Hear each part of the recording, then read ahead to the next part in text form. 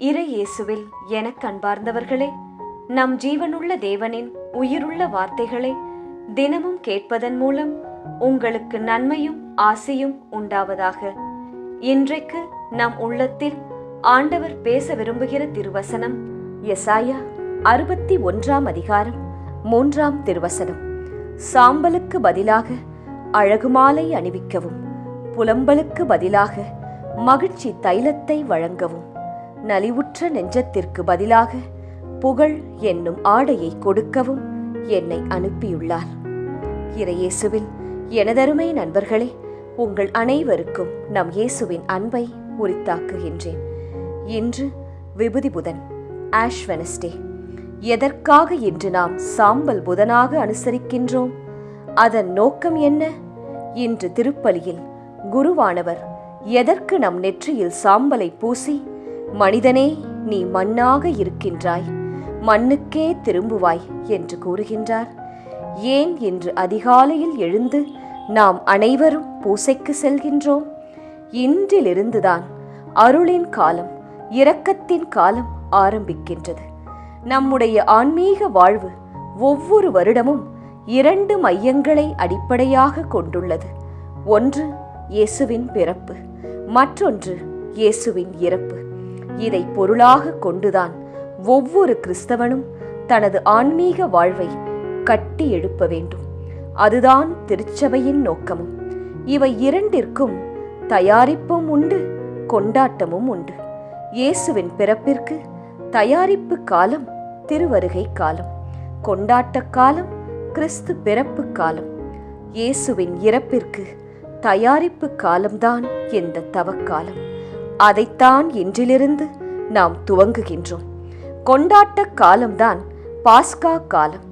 ஆகவே நண்பர்களே, நம்முடைய வாழ்வு எப்படியாயிருக்கின்றது என்று நம்மை சிந்திக்க அழைக்கின்ற நாள்தான் என்று விபூதி புதன், சாம்பல் புதன், ஆஷ் வெனஸ்டே என்பது. சாம்பல் புதன், அதை ஒரு கடன் திருநாளைப் போல நாம் அனைவரும் பாவிக்கின்றோம். கட்டாயம் அனைவரும் திருப்பலிக்கு ஆர்வமாய் சென்று அந்த சாம்பலை நெற்றியில் ஆவலாய் வாங்குகின்றோம். அந்த பழக்கத்தை நாம் மறக்கவில்லை, அப்படித்தானே?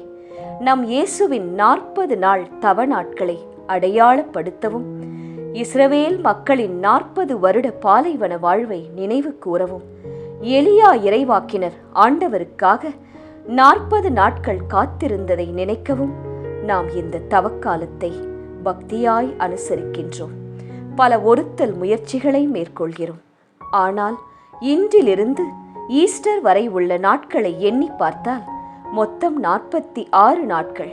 ஆனால் அதில் வரும் ஞாயிற்றுக்கிழமைகளை நாம் கணக்கில் கொள்வதில்லை நண்பர்களே. இந்த சாம்பல் நமக்கு சொல்வது என்ன? வாழ்வை பற்றிய புரிதல் மனிதனுக்கு கிடைக்க வேண்டும் என்றால் இறப்பு, இறுதிகாலம், அதன்பின் வருகின்ற தீர்ப்பு, அதனால் நமக்கு கிடைக்கப் போகின்ற மோட்சமோ நரகமோ, இவை அனைத்தையும் நாம் மறவாமல் நினைக்க வேண்டும்.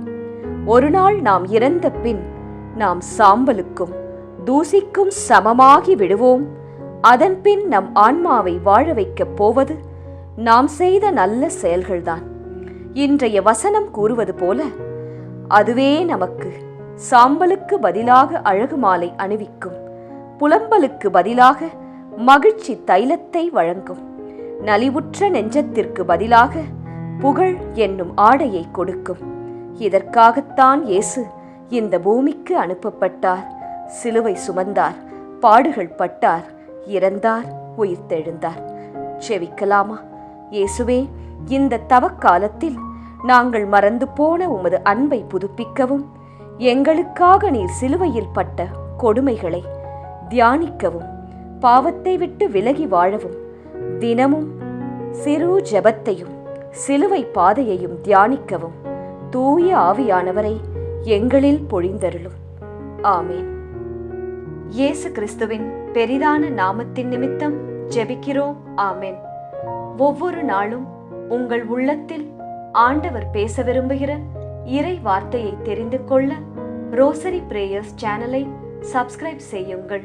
மேலும் உங்கள் நண்பர்கள் மற்றும் உறவினர்களுடன் ஷேர் செய்யுங்கள்.